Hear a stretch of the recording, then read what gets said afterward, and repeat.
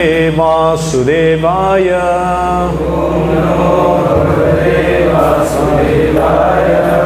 Om Namo Bhagavate Vasudevaya.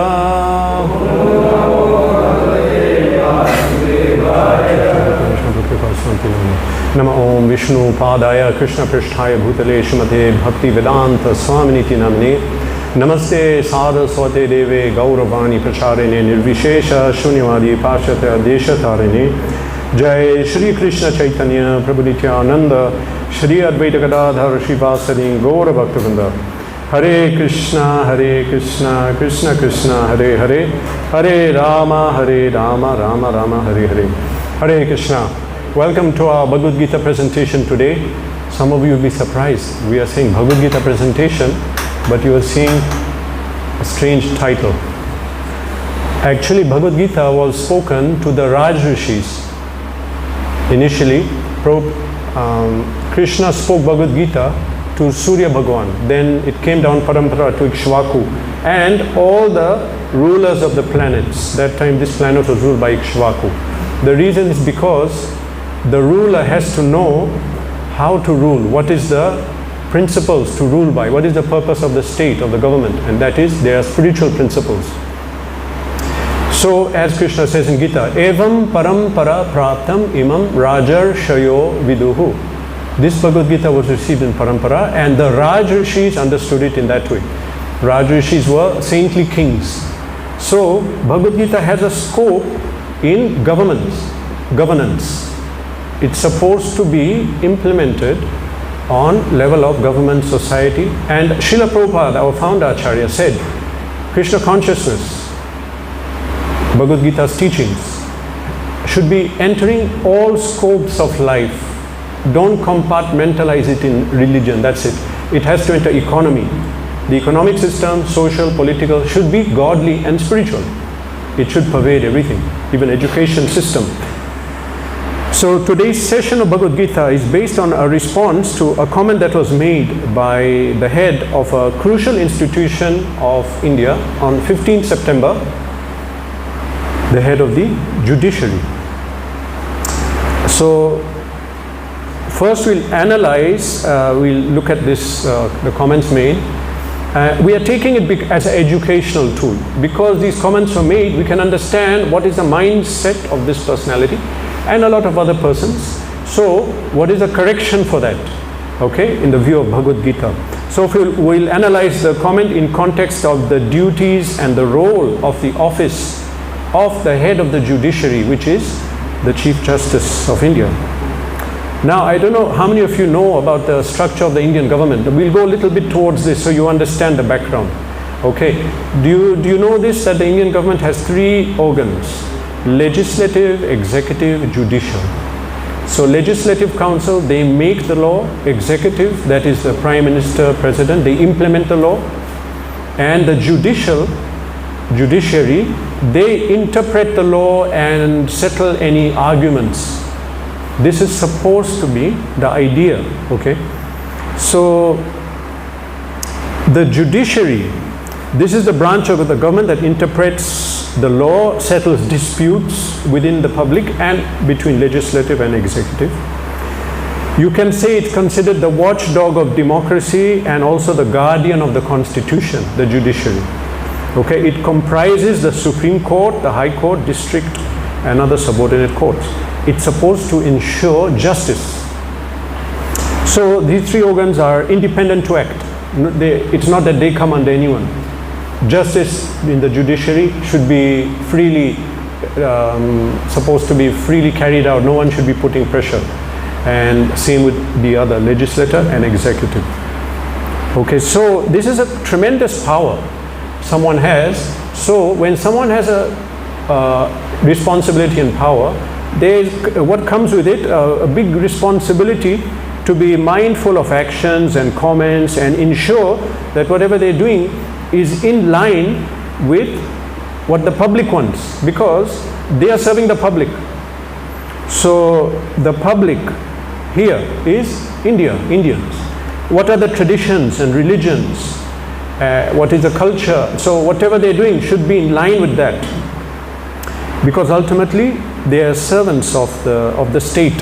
Government are servants of the people. They elect and then they're supposed to serve them. So a few days ago on 15th or 16th September, the Chief Justice of India made a comment.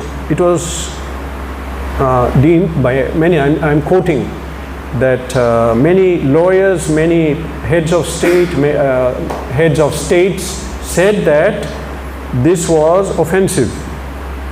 Okay, so now I'll just read that report and we look at one comment and take a philosophical look at that based on Bhagavatam.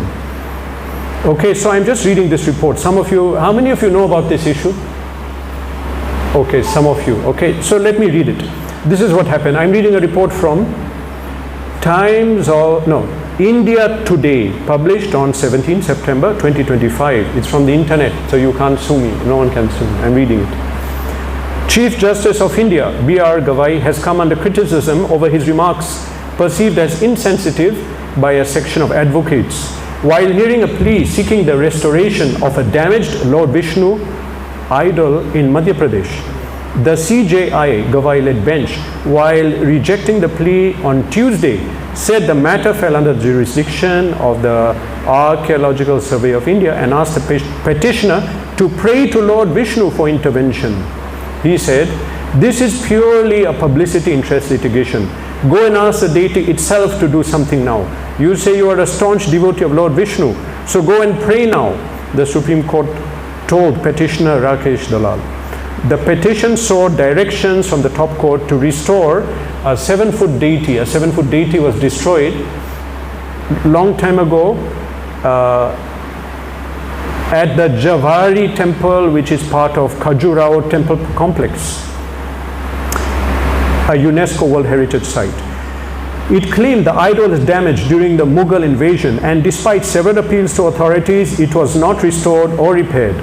The petition argued that restoration of the idol was not merely about archaeological but about faith, and alleged failure of the authorities infringed the fundamental right to worship of the devotees.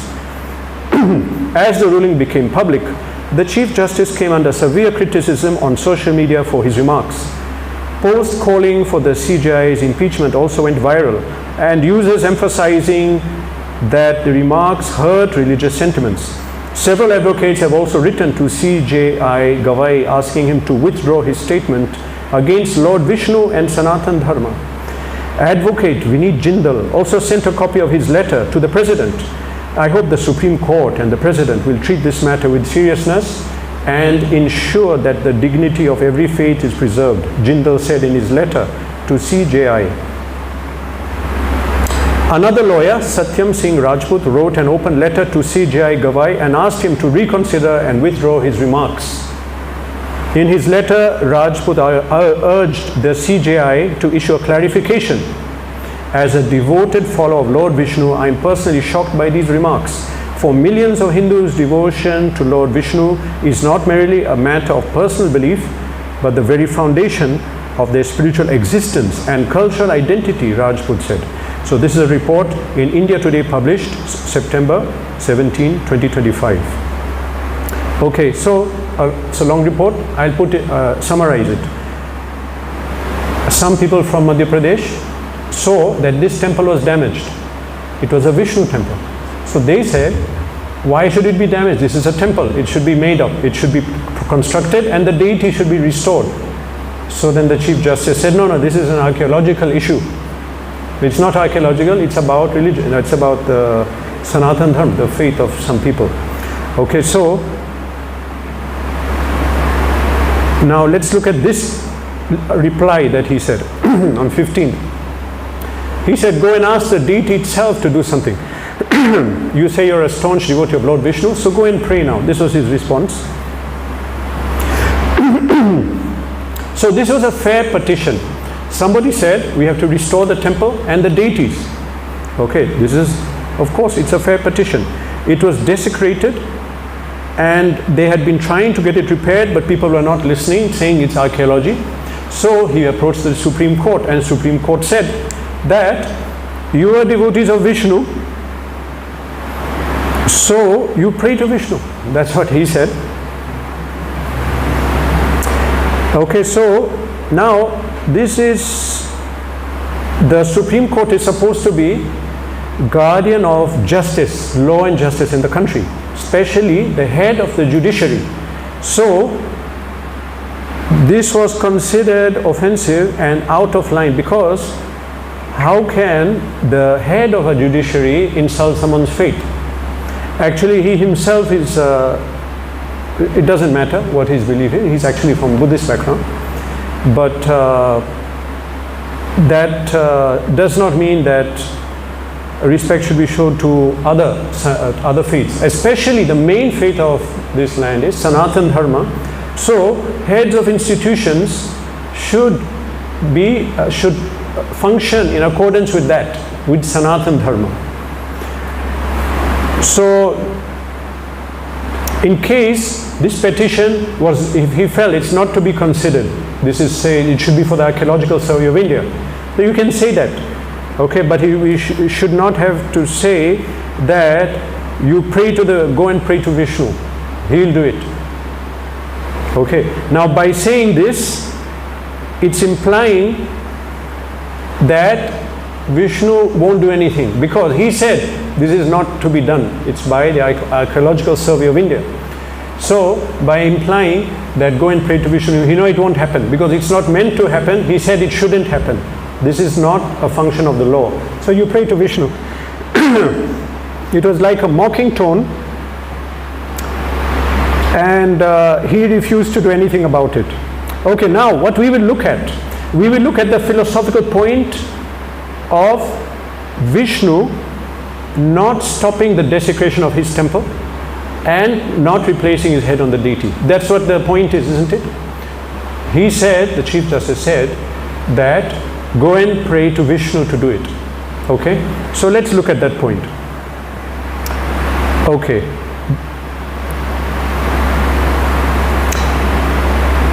Now we are going to look into science of deity worship. Do you understand deity? Nowadays, of course, we can say vigraha, archa vigraha. In English, they use the word idol. Idol is not deity, it's a different word. Actually, idol is worship of a material object. For example, someone may even be attached to their motorbike. That's idol worship. Or to a mundane pop star or cricket star. That's idol worship. You have this pop idol and all this. Deity worship is attachment to God through the form of a deity. Okay. Now, he said, you are a staunch devotee of Vishnu, so go and pray now. In other words, why did you come and tell me? Tell Vishnu to help you. In other words, he's mocking that why are you taking shelter of Vishnu? See, he couldn't even take care of his temple and his deity. So now, how are you a devotee of Vishnu? You cannot even take care. That was the implication. He didn't say it, but this is the background.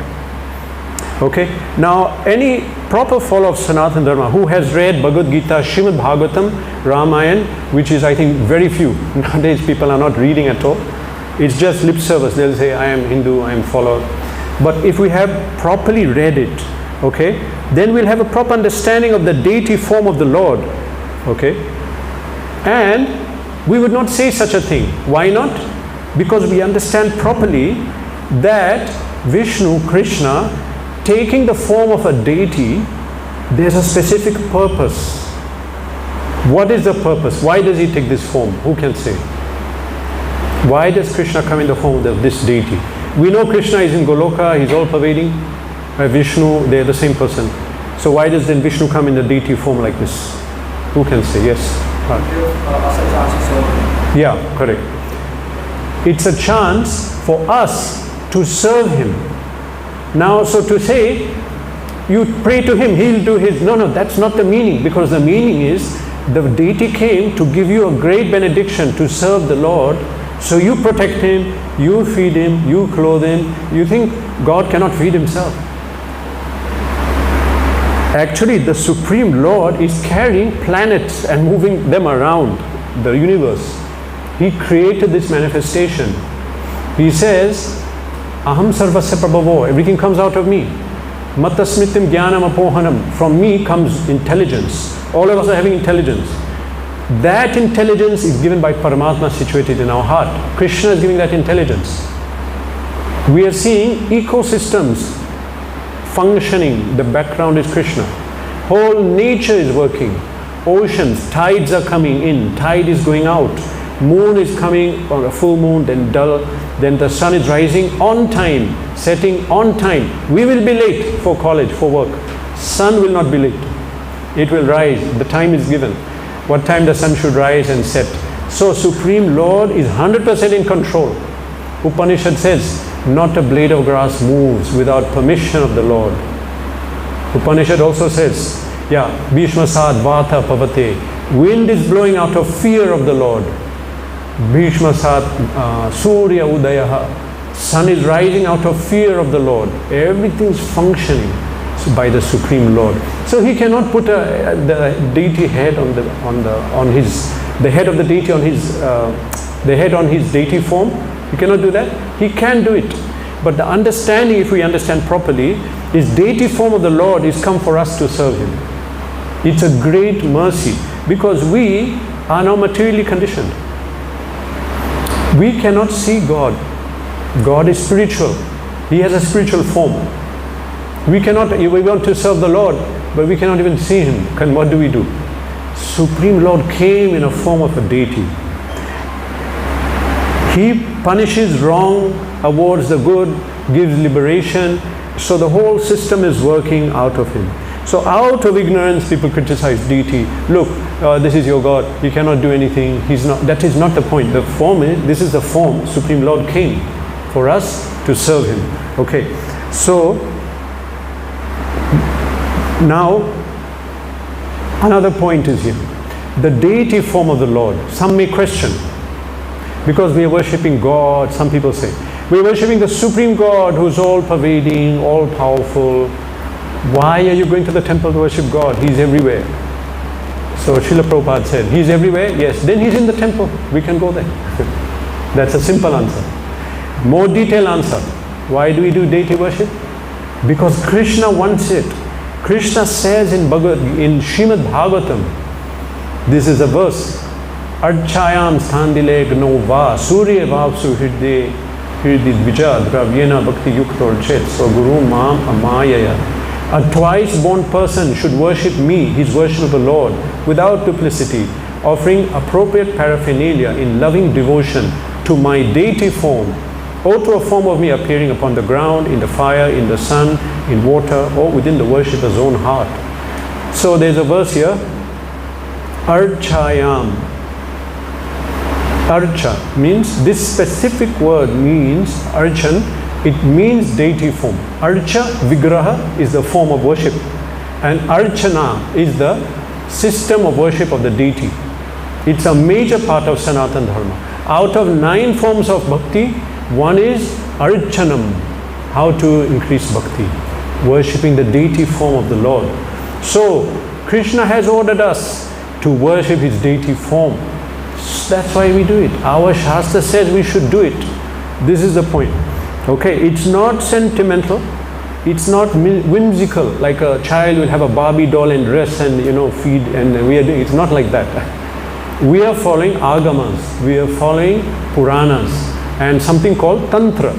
Tantra, there are 2 meanings. One is that black magic Tantra, but Tantra also means the form of worship. In ISKCON we follow Narad Pancharatra Tantra. That means the form of worship of the deity. We follow Narad Pancharatra. So in followers of Shiva, they follow Vaikanas. And there are different forms. How one worships the deity. This is a very deep topic. It's given in Shastra. The timings have to be adhered to. One has to be pure and clean. Then one has to carry out the worship. Okay? So even, for example, there's a system for choosing the stone that you'll carve. You have to hit it, it has to have a sound. Then the person, like in case of Jagannath temple, he'll have a dream. In the dream he'll be told, where is the tree you have to get to carve the form for Jagannath. And every 12 years they have Navakalebara, changing the deity form. They'll carve the form again. That's Jagannath Puri. But every temple has a system. The system of deity worship should be understood. It's an advanced form of worship of God, it requires higher form of God realization. For you to do deity worship, one has to accept there's a form of God. Some people are stuck there, no form. For example, Buddhists, they say there is no soul, there is no God. There's nothing, shunyavad. But in Maya, we are thinking there's forms and God and us. And when we reach perfection, everything's zero. That is that. But our Vedas explain, we are all servants of God. Mama evansha jiva loke jiva bhuta sanatana. The living entities in this world, Krishna said, they are my eternal servants, parts. Jiva loka sanatana, eternally. Sanatana means eternal. So they are eternally my servants. So for us to do deity worship, one has to accept the form of God, then have knowledge of that form. How is it? We have detailed knowledge of the form of God. Barha Pidam, the Natavaru Vapu Karnayor Karnikaram, that he has a peacock feather. Krishna has a peacock. Barha Pidam, Natavara Vapu. He has a transcendental form, not like ours, material. Natavara, he's a great dancer. Vapu, Bibradvasa Kanaka Kapisha Vaijayantim Chamalam. He wears a golden garment, dhoti. Kanaka Kapisha Vaijayanti Malam. He wears a Vaijayanti Mala. That means a flower garland reaching the knees. Chimcha Malam. Like this, many verses are there. Venum Kwanantam Aravinda Dalaya Taksham. We have detailed form of God. So we can make the form. But in some Shastras, they don't have a clue how God looks, and there's a deity worship. So they told not to do it. So, but we have it. We have that knowledge and information how to make the deity form and how to install the deity. Pratishtha has to be done. We pray to the Supreme Lord, I made this form, please enter into it. They chant the verses, they do Abhishek, and if the devotees are having pure motive to worship, Krishna will enter the deity. And from then on, it's not a stone, it's Krishna, Swayam, Bhagavan. And we can worship. So, not only here, in every religion, there's some symbolism by which they connect to God. For example, maybe in the church, they'll have a cross, they'll put it in the front. When they see it, it reminds them of God. It's that in some languages, they write in their language, God. In their language, then they put that. They say, okay, we shouldn't worship deities, but they write God in their language and put on the wall, and they consider that holy. There's some symbolism associated with God, always. That's not something new. Now I'm mentioning about this shlok. This shlok, Krishna is ordering worship in my deity form. Not only that, but it says what are the different elements we worship. We can make the deity. Aili daru mai lauhi lepya lekhya cha saikati manomai mani mai pratimashta vidhasmita. The deity form of the Lord is said to appear in 8 varieties: stone, wood, metal, earth, paint, sand, mind, or jewels. We can make the Archa Vigraha in these forms. You see here we're using paint. We have a picture. Supreme Lord can appear and reciprocate. Okay, he can appear even in a jewel form. You can make a deity out of jewels. Paint, there were so many in India. They have been robbed, looted. Sand, paint, wood, everything. So we can do that. So there are even different materials. Okay, and so some people still argue. It's a kind of shock people get. That Supreme Lord is one, you're not meant to know Him or see Him. It's something we do not know properly. This is agnosticism, that you cannot know God. It's not possible.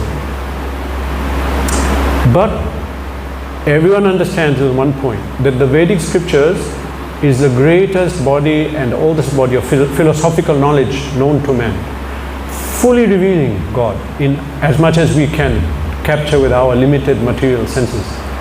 Actually, Supreme Lord cannot be known fully. It depends on us how our consciousness is. He'll reveal Himself. He may reveal, He may not, from inside our heart. So now our Shastra has information on different levels of God realization. You see, some people think God is just an energy. Even within Vedic culture, some say there is no form of God. Some agree there is a form. Okay, but Srimad Bhagavatam, there's one verse. And that verse says, there are 3 levels of God realization. And people, in different ways, this is the verse, there are 3 levels. Vadanti tattva vidas, tattvam yad jnanam advayam, brahmeti paramatmeti bhagavan iti shabdyate. So, some people see God as Brahman.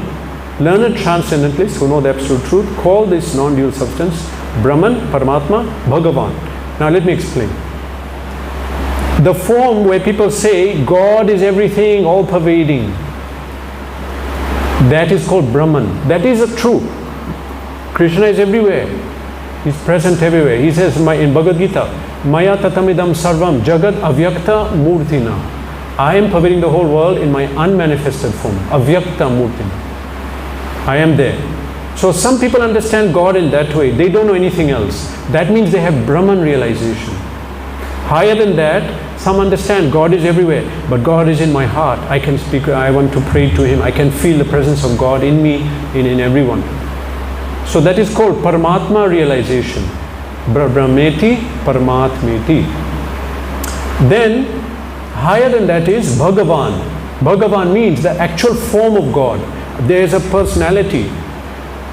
He is the supreme person. And now many times I mentioned that when we talk about the personality of God, some people have a problem because they say, you see, you have a person, Ravi, he's here. If he's here, he's not there. Now if you're saying God is a person, how can He pervade everything and control everything? Because a person can only be in one place at a time, but energy can be everywhere. But they are using their mundane intelligence to understand the Supreme. He is not a person like us. He has a spiritual form. Natavara Vapu. So He can be here and everywhere at the same time. He can be in the pillar, He can be everywhere. So Supreme Lord having a form, there is no problem with this. Deity form is made out of His form. To illustrate this example, this point, I'll give an example. I mentioned before earlier about, for example, let's take the sunshine. The sun has 3 elements. There's actually Surya Bhagavan from whom the light is emitting. We don't know this, but it's in Bhagavatam. Okay. Then we have Surya Loka, the planet. Then we have Kiran, Surya Kiran, the rays of the sun. Okay, now someone may say, I understand the sun, I know what is the sun, he knows about the sun rays. He's right, it's correct. But he doesn't know about the planet and the personality. Someone else may go deeper and understand the planet, sun planet, the globe. He has a deep understanding. And he may say, I know the sun, this is good, yeah, but a third person, he'll understand Surya Bhagavan, from whom all the light is emitting. This is given in 12th canto Srimad Bhagavatam, how sunlight is generated. So, there are levels, but they're all correct, but they have levels. Another example, 3 people are going towards a mountain, a forest, okay? And they want to know what is a forest. So from far away, one is seeing a big clump of green trees. He understands, he says, I know what a forest is, I can see that. He's right, definitely. But he leaves, the other 2 go, and they come near and they see, actually it's not a clump. They're individual trees, animals and birds. So they have a deep understanding of the forest. Not that the other one was wrong, but they have a deep understanding. Okay, he goes away. Third one enters inside and sees the whole ecology, ecosystem, plants, varieties, hears the sound, he knows more detail. Similarly, those who say God is all-pervading, they have that understanding, but it's not highest. Second, God is in the heart. I speak with Him, I can feel His presence, okay, but that's not the highest. Highest is those who actually connect to the Supreme Personality of Godhead. Okay, so understanding the Supreme Personality of Godhead is the highest realization of God It's very rare. Why is it rare? Because we ourselves are not from here. We are originally from Vaikuntha.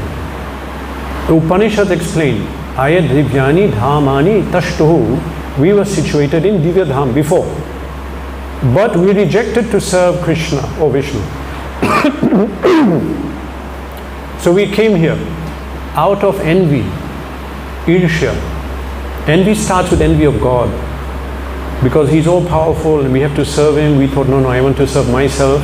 I want to be Lord, Supreme, Controller. So we came. So now, having come here, we have envy of God. So we don't like to see the form of God. Unconsciously we reject it. Some people get disturbed. Why are you showing a form of God? Some get angry. They want to break that form. Why? Why are you so disturbed? It's making them angry because this is envy of God. We came here out of envy. So therefore God doesn't reveal His form. Even in the Vedas it's hidden. He says even in Srimad Bhagavatam that presentation of my knowledge, it's that Veda Brahmatma Vishaya Trikhanda Vishayime Paroksha Vada Rishaya Paroksha Mama Chapriyam. He says the Vedas are presented in a secret way, not direct way sometimes. You cannot understand it immediately. Why? He says, I like that. Krishna is saying. Veda Paroksha Vada Rishaya Paroksha Mama Chapriyam. The rishis don't present God directly, they hide it. Why? Because the people are envious of God, they'll blaspheme God, or they'll get sins. That's one thing, or they'll become inimical. Therefore Krishna doesn't reveal His form. A lot of the Veda, Upanishads, they don't talk about form. And people get attracted to impersonal. And actually they become angry when they see form of God or they blaspheme. I'm giving you this is many times this happens. Okay, so therefore this is the reason why personal worship of God is less and not directly spoken in other shastras, except Srimad Bhagavatam. Bhagavad Puran is a very dear Yad Vaishnavanam Priyam. Why? Because it directly speaks about God. This is how He appeared. This is His birth. This is His mother, father. Of course, God cannot have mother, father, but this is the Leela. Krishna in His Leela accepted His mother like this, His father, and Baal Leela, everything. This is very rare. It's not direct. Okay, so therefore, deity worship is very rare also. It's not anywhere. But you can understand, someone who came to deity worship is attracted to the deity and accepts it. Is the highest form of God worship according to this verse in Srimad Bhagavatam. Accepting God as a personality, supreme person, all-pervading, worshipping His deity form is highest platform that the jiva can come to in any religious system. Okay, now we look at some quotes based on this. We are talking about deity worship because this in the current in Kali Yuga, this Krishna conscious movement went all over the world. It's practically only in Vedic culture deity worship is there. Now this movement has spread in the Western countries and some selected countries in Middle East, in Africa also. So Srila Prabhupada had to present this deity worship to this public, and he's come up with very good examples and points. Not only that, forget out, even within India now, people aren't accepting or are doubting, why are we worshipping a stone? So then they say, better I follow another system of worship, because I don't understand why we're worshipping stone. God is all-pervading. So now look at Srila Prabhupada's quotes. This is one quote, it's a little long. This is in Bhagavad Gita, chapter 12, text 5. Okay, Prabhupada says it's authorized representation of God, the deity. Worship of the deity in the temple is saguna worship, for the Lord is represented by material qualities. But for the form of the Lord, though represented by material qualities like stone, wood, oil or oil paint, is not actually material. That's the nature of God. Don't think Supreme Lord took in the stone form, now He's a stone. It's not like that. Now this second paragraph, very good example.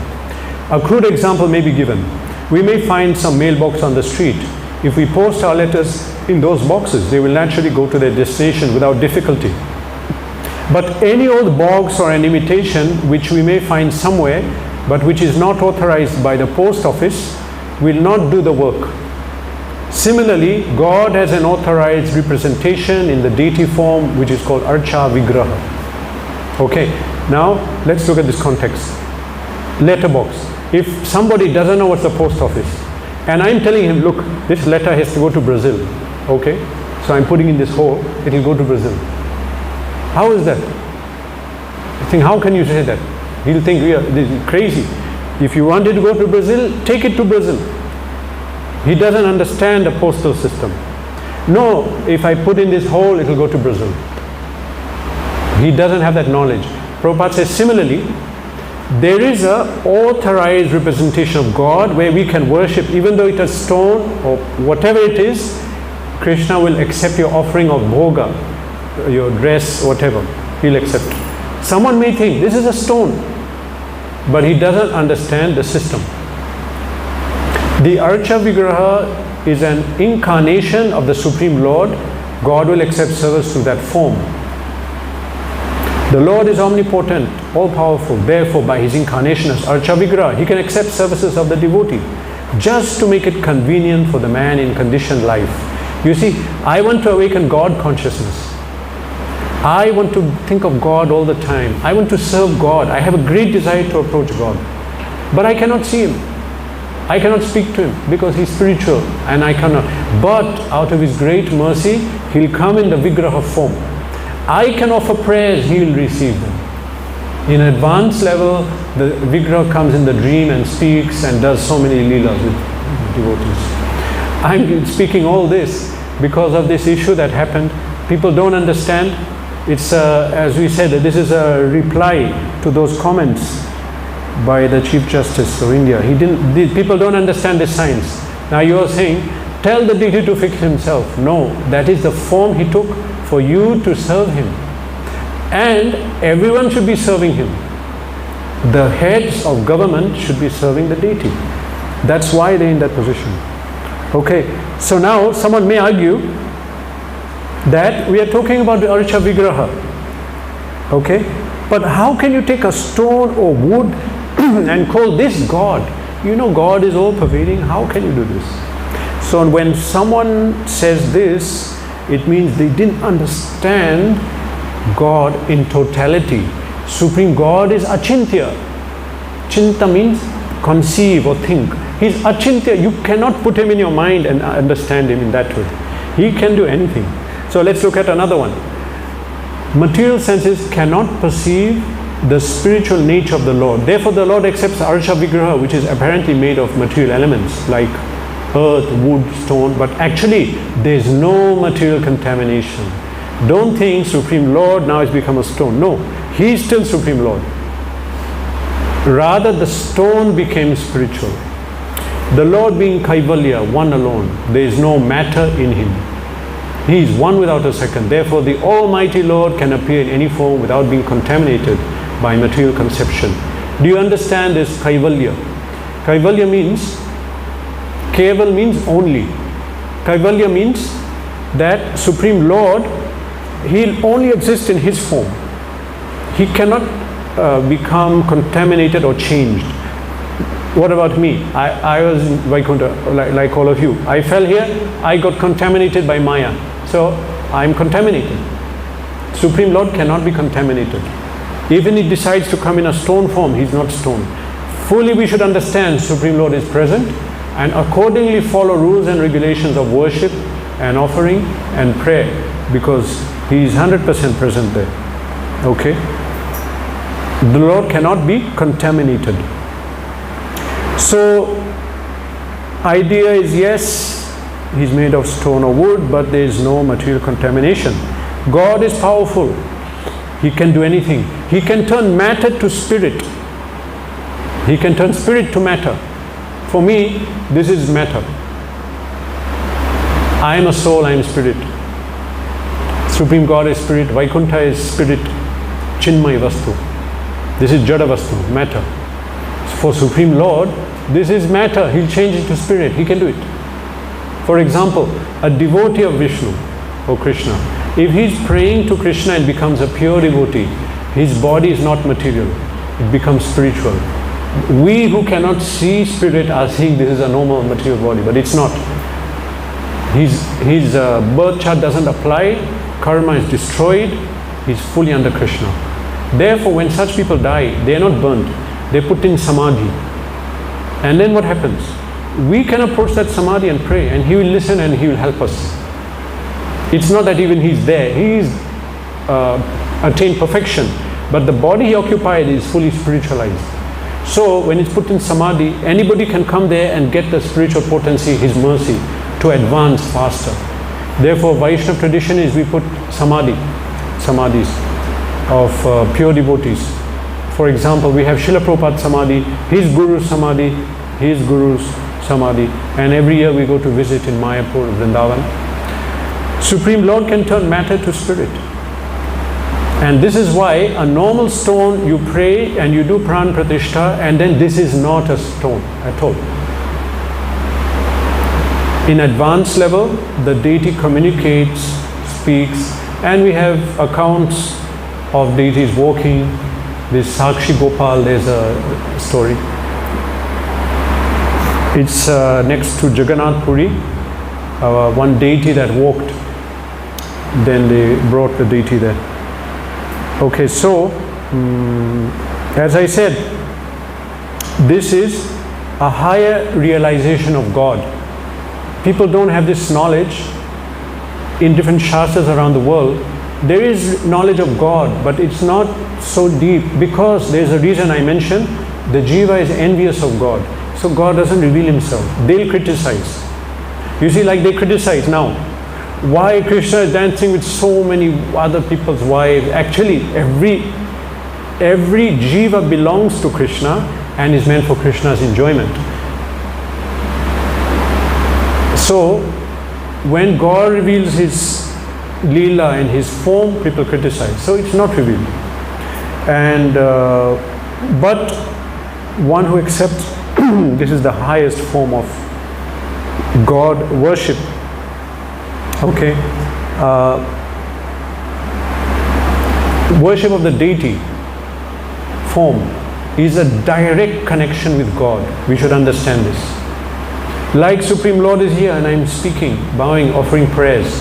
When the Archa Vigraha is there, we should understand, don't take it as a statue. This is representation of God, 100%. Okay, this is some other quote. These are purports of Srila Prabhupada, who was, many scholars say, the biggest modern day Vedic scholar. One person commented that when Srila Prabhupada came and wrote all these books and translated, he said, like as if Vyas came again, brought the knowledge for Kali Yuga, for us. This is a comment, purport, one of his books. A devotee constantly engaged in deity worship according to the rules and regulations laid down in Shastras and given by the spiritual master realizes gradually that he is in direct contact with the Supreme Personality of Godhead. There's a direct contact. We should not think Supreme Lord is far away and here I am worshipping the deity, why can't I go to God? This is the God, he is directly. But we may not know that.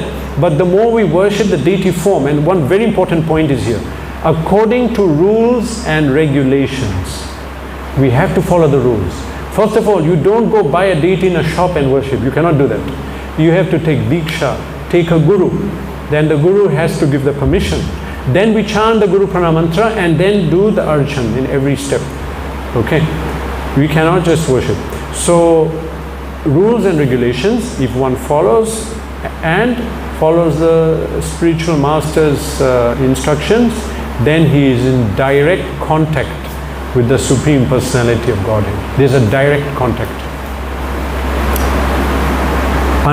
This is direct contact. Next, directly in touch with the Lord. Here Srila Prabhupada is saying, there is no difference between Archa Vigraha and original person. Krishna himself and his deity is the same. Therefore, those who are engaged in worshipping the deity in the temple in full opulence, even on this planet, Bhumi, Earth, should be understood to be directly in touch with the Supreme Personality of Godhead without a doubt. So, the title of this lecture is a response to the Chief Justice of India. I hope he may not see this. But we have to understand who is the deity form. In court of law, to say, okay, deity, he should put his own head back. They don't understand Supreme Lord himself.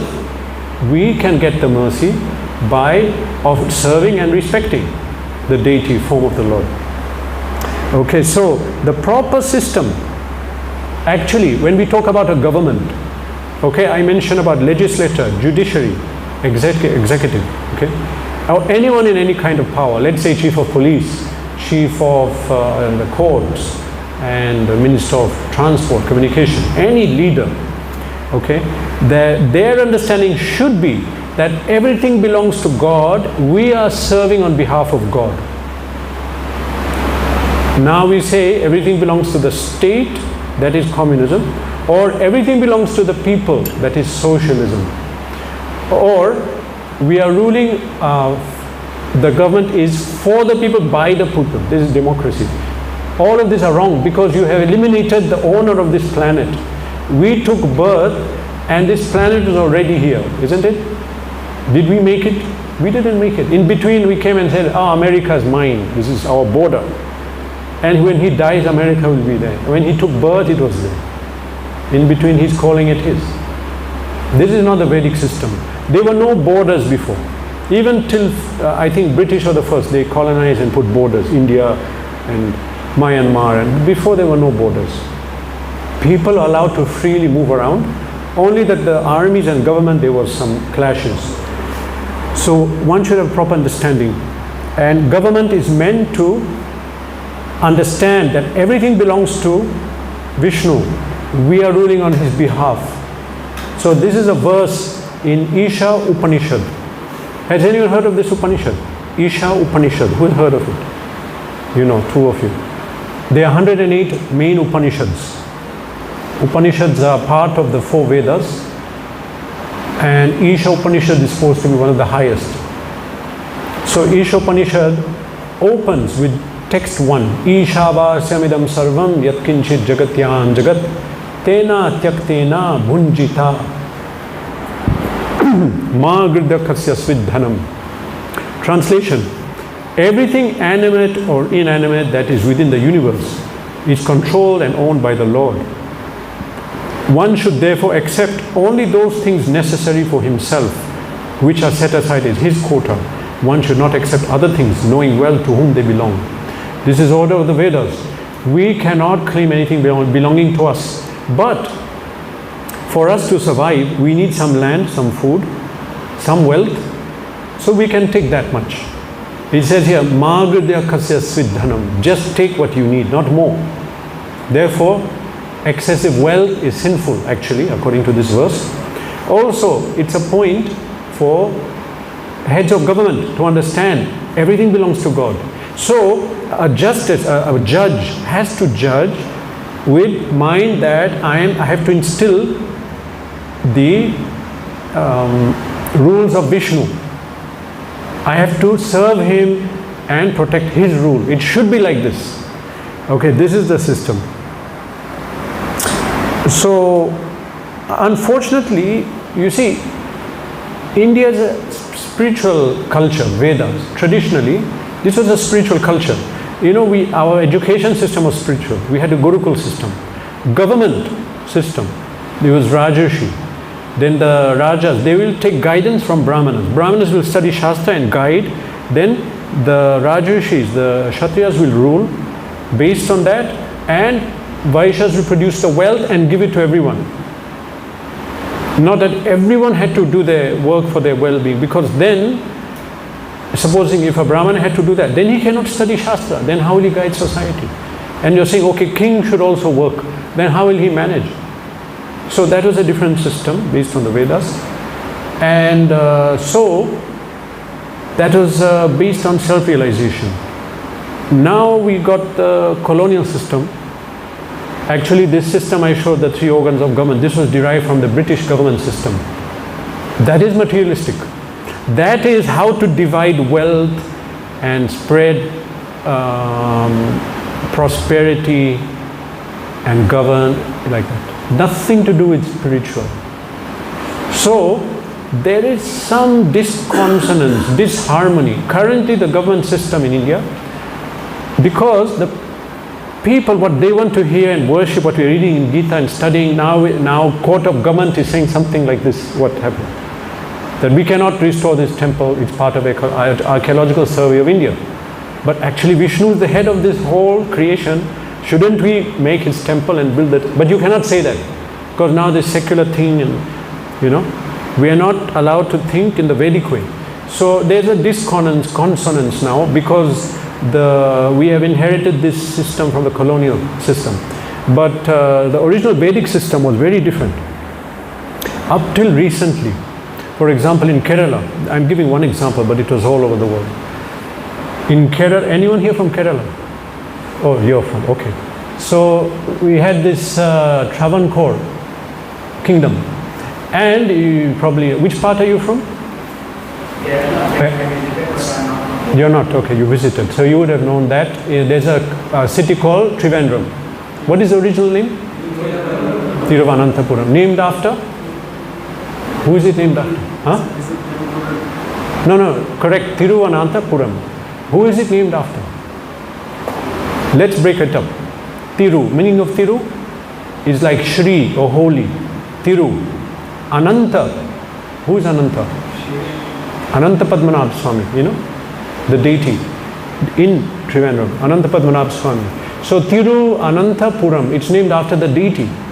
The rulers of the Travancore kingdom, they call themselves Padmanabh Das. We are servant of Padmanabh. They gave the kingdom to the deity, Ananta Padmanabha Swami. They said, he is the ruler, we are the administrator. We are simply ruling on behalf of the deity. This is according to the Vedas. I am giving one example. This was all over India. Same in Jagannath Puri. The Gajapati, the ruler, Jagannath is the ruler, I am just a servant, and he'll sweep in front of the Rath to remove the dust. This is the system of government, where we proclaim God is supreme, and we are all his servants, because this verse is saying that. Veda says, this is a fact. It's not that it's their religion. It's not like that. As I mentioned, we did not manufacture the soil, the water, the earth. Everything belongs to God. So a Supreme Court judge should do his duty supporting Vishnu, propagating his teaching. But as I said, we are using a different system now. It's not the Indian system. So this is some difference. So, you see, this form of God, he is representing the Supreme Lord, and the ruler is supposed to be called Naradeva. Naradev means something like God on earth. The ruler, the king, he is representing Vishnu in the sense that he knows all the teachings of Vishnu and he is imposing and spreading and propagating them. Therefore, Krishna spoke Bhagavad Gita. He said that 4.1 first verse. Imam vivasvate yogam proktavan aham avyayam. He's telling Arjun, I spoke this knowledge first to Surya Bhagavan. Imam vivasvate yogam. Vivasvan manave praha. Vivasvan spoke to Manu. Manu Ikshvakave Bravit. Then Manu spoke to Ikshvaku. Now that time Ikshvaku, Treta Yuga, he was ruling the whole planet, and all the planets now, modern science, is there life on other planets? Yes, there is life, there are cities, there are people. So other planets, they had rulers. So Krishna spoke, and then the knowledge was given to each of the rulers of all the planets, because they had to rule on this principle. So the supreme ruler was known as Naradeva, God on earth, because he was representing Krishna in the sense that he will propagate Bhagavad Gita and make sure it was followed. So this is the system. So previously, our system of law was taken from Manu Samhita. Manu Samhita It's written by Manu. Swayambhava Manu is whom we, all the man, the word man comes from there, Manu, descended from. And the teachings on the law came from them, what the law should be. So then Artha Shastra for governance, then education was a Gurukul system. Srimad Bhagavatam also says what should be the duties of the husband, the wife, the children. It's given in 7th canto. So before, whole system was based on this. But as I said, at the moment, everything is impacted by the colonialist, and that government is still there. Okay, it's not suiting culture and all that. And then we get many times strange laws like this, okay, passing by the judges. And you know, we have some temples where only men are allowed, and they're forcing women should enter, but they don't understand what is the principle, why they don't allow them. And the women are saying, no, we don't want to enter, we should not. And the court is, no, no, you can go. So it's a disconsonance, not suiting the culture. So, and as I said, leaders of institutions should base their decisions, or at least be sensitive to this point. What are the majority of people's culture and religion? If not, things like this will happen. In this land, Bhagavad Gita was spoken. Bhagavad Gita, Srimad Bhagavatam, Ramayana, all are spoken here. Avatars appeared. This is a spiritual land, spiritual culture. So now, for example, all of the persons sitting here, all of you, you will enter mainstream society, and it is important that we absorb these principles. Understand, everything belongs to God. We are servants of God. And in that capacity, we have to do everything. Prabhupada explained, what is the Krishna consciousness can be applied anywhere. It can be applied in politics, in science, everywhere. Because we have to serve Vishnu and consider him supreme. Scientists can use their science to show people, see, there is a God. He is in control. These are principles given in Bhagavatam, it's true. But now they're using to take people away. This is a different kind of atheistic science. So scientists, anything we do, we should bring people. So this, we should realize, then we should also propagate.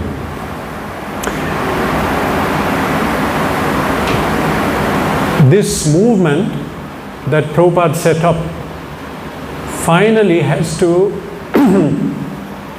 recreate that previously how the Vedic system was operating. He said it may not be 100% like before, but we have to study these books, come to realization ourselves, and we should try to change it. So especially among the younger people, this should be understood.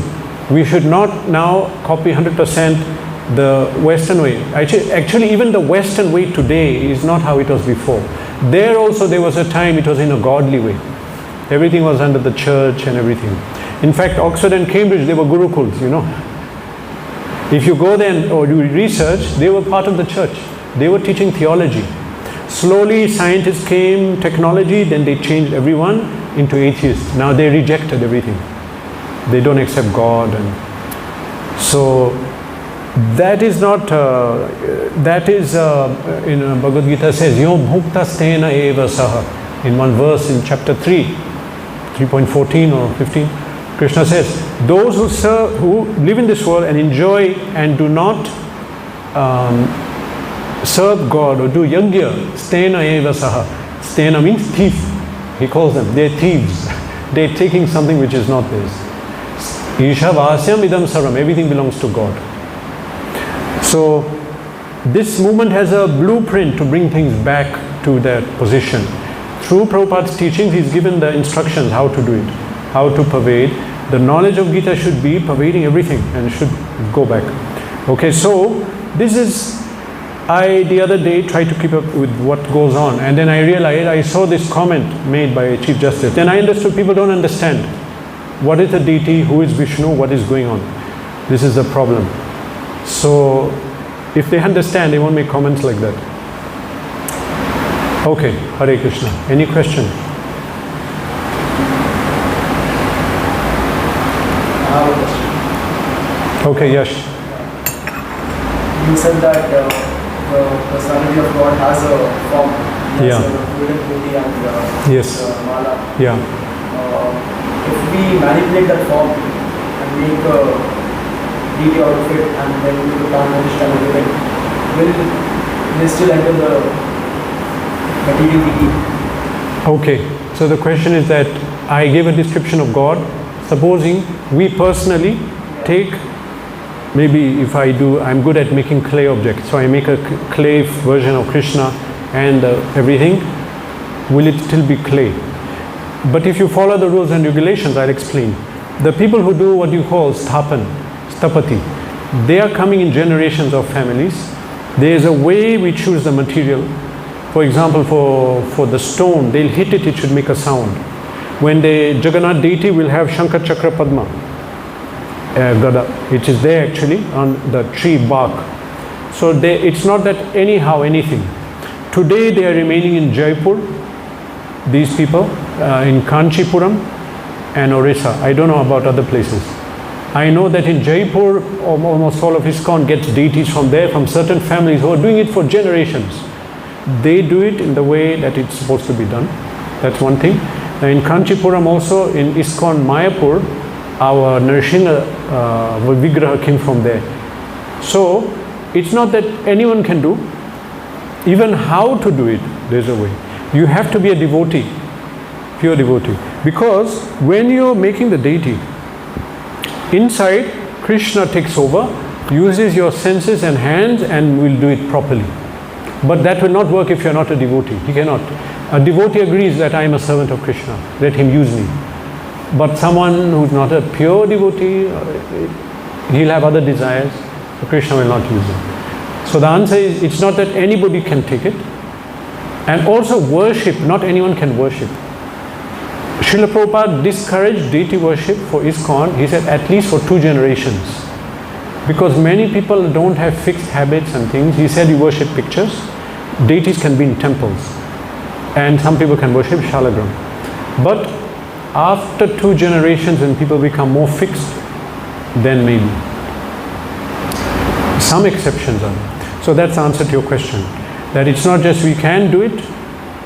Who is doing it, how you're doing, who is he a devotee, then it works. Then, yeah. Is that the answer? Yeah. Okay. Yes. Harsh. 2 questions. Yeah. First is, as I told, this Brahman, Paramatma and then Bhagavan. Yeah. Levels. So, I was thinking the term Bhagavan is very popular among like Hindus or Indians specifically. Though it's the last stage of realization of God.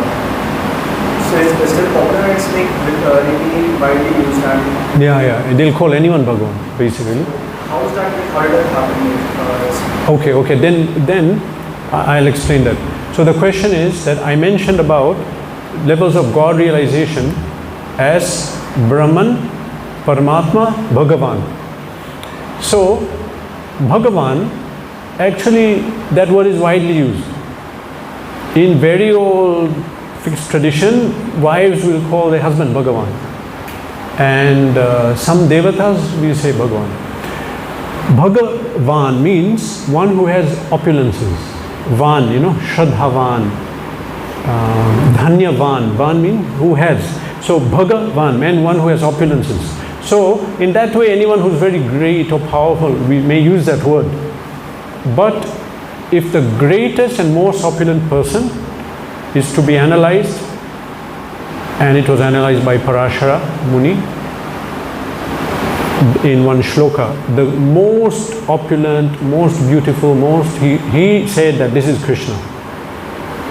How does it start? Aishwarya samagrasya vidyasya yasha shriya. So in the context of Bhagavan, yes, many people are Bhagavan having opulences, but we are looking at the most opulent, most having the greatest wealth, greatest strength, popularity, etc. In that context, it's Krishna. And others who we call Bhagavan, we are not actually calling them Bhagavan, but we are implying that they are so great devotees or followers of Bhagavan that they have got some of his qualities. Just like we'll worship Sri Guru as Bhagavan. Sakshad Haritvena Samasta Shastra. We worship Guru as Bhagavan. He's not Bhagavan, but he's representing God and he's propagating knowledge of God. So he's representative. So in summary, yes, we can call many people, but the most qualified person is Krishna, and that's who we mean. Another one you have? Another question. It's a different question. Yeah. This is a doubt I have. Yeah. So, after Deity, that actual situation that kind of Vishnu Deity. So, as if I heard, I may be wrong, but I thought like if the Deity is a bit distorted or parts are broken, then Pana leaves the Deity. Is that right? Yeah, if there is some, you can say, dosh in the form, it's not supposed to be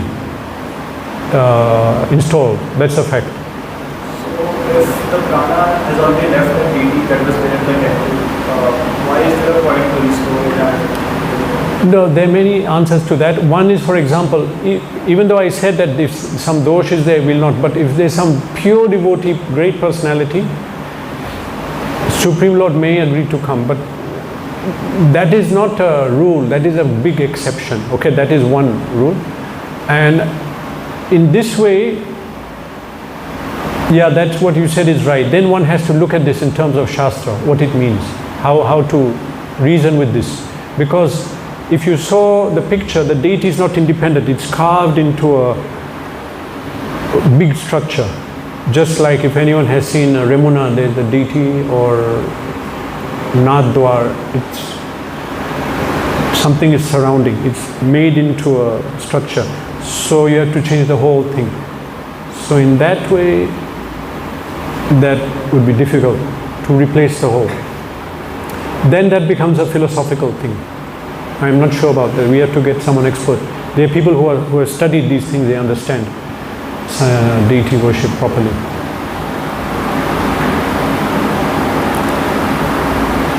Okay, any other question?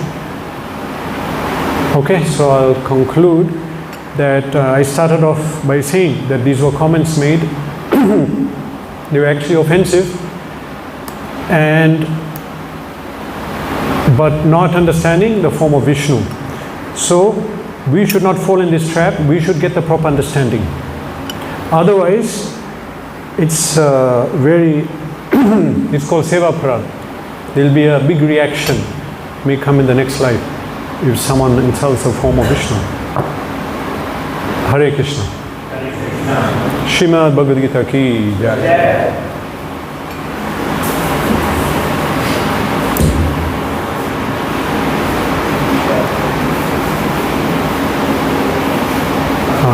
Aditya.